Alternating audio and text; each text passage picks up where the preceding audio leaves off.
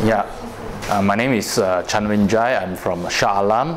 On the 28th of April, I joined my wife and some friends to the BERSIH, Perhimpunan BERSIH near Dataran Merdeka.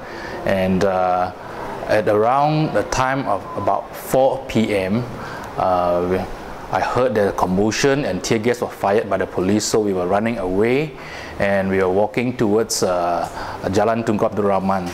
And at the time around 4:10, when we were walking behind the Coliseum building near Jalan Tunku Abdul Rahman, suddenly I saw tear gas was being fired and I was trying to run away.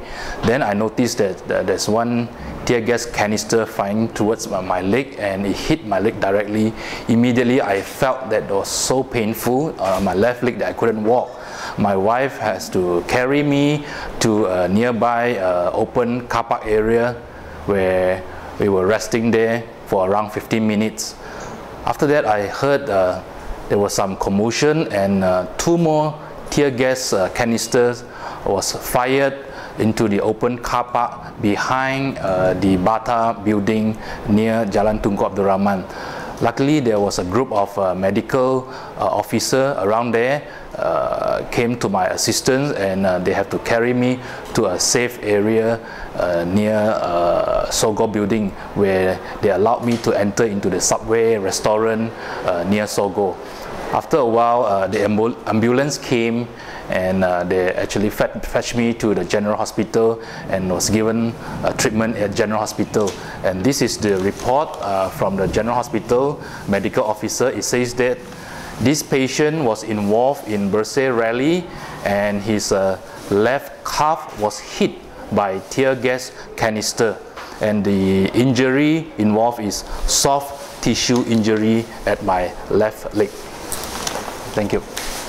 Yeah, the thing is, we were not having any aggression with the police. We were just walking at the open area, and the tear gas just came straight away at our place. There's no aggression from the protesters or at the police side, but we don't know why the police fired the tear gas towards our area. We were just walking at that time. I think we just have to speak whatever that happened on that day without any fear, because we were there as part of the BERSIH, Perhimpunan BERSIH, and whatever happened to us is actually the truth, you see.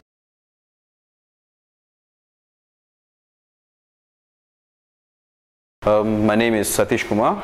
I'm from Old Klang Road. The incident was about 5 p.m. I was at the Masjid Jami LRT station waiting to go back, but we couldn't because the stations were still closed. So at that time, me, my mother and my girlfriend, we were watching the police chasing people up and down. The FRU was chasing them up and down, so we didn't want to walk anywhere just in case we got stuck with that group. After about 15-20 minutes, the FRU left, and we saw a group of people walking towards Dataran Merdeka. So the 3 of us decided we'd walk there and record what happened. So we followed the group, and then there was this group of people wearing yellow t-shirts. They were chanting BERSIH, BERSIH and Hidup Rakyat, but they didn't enter that line where the police officers were. They were just outside on the streets. Out of nowhere, the police suddenly charged. So I ran together with my mother and girlfriend, but they were slow, so I stopped to grab them, push them in front. That's when I got caught. The moment I got caught, I just raised my arms up, didn't want to fight back, so they walked me across the road.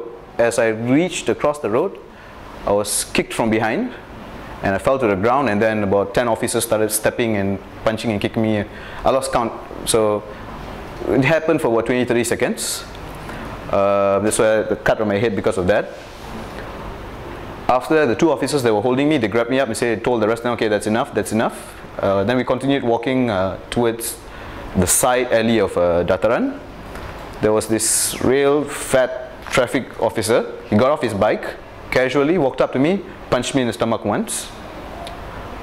That was done. Then we continued walking to the side alley. There were hundreds of police officers on both sides. They were shouting, bodoh, buat susah orang, padan muka. They saw my tattoos. They were like, ni ganas, pukul lebih, baik pukul. They were saying things like that. And then one officer ran across from the group, came up to me. He threatened me, he said, bagi memory card, bagi memory card. I was struggling to delete the thing. Jangan delete bagi. So I opened it up, gave him the memory card. Then we continued walking again. As we were about to reach where the trucks were parked, there was another traffic officer. He had this round cylinder in his hand. I'm not sure whether it was plastic or aluminium. He smashed my head with that. And then we turned the corner. There was this row, about 20 police officers on each side lined up. I was made to walk through that, and all the while we were walking, I was walking with the other two officers behind me. I was kicked, I was punched. They just tried to hit me as much as they could as I was walking along. So far, injuries that I said, the major one was the cut on my head. That's about it. The rest of it is just bruises and bumps on my back, my legs, and things like that. Does that Tell you the truth, I don't mind being arrested. I'm fine with that. What I could not accept was the beating. If I fought back, hit me, I'm fine. If I struggle, you can hit me. For a guy to raise his arms and say he's not struggling, 10 men step on you, and you just, all I did was hold my face, and they continued stepping and kicking me, stepping. You know, it was fun with my mother and a girlfriend who was screaming behind, trying to ask them to stop, but they didn't. And then I consider them bullies. That was just, I don't know words. You expect the police to uphold the law, but they were not police at the day, they were thugs. Then memory card, that was another thing which I could not accept, because that was my evidence against whatever was happening that day. They had no right to take it. So it showed me there was a cover-up by the police to make sure that no one recorded whatever they were being done by them.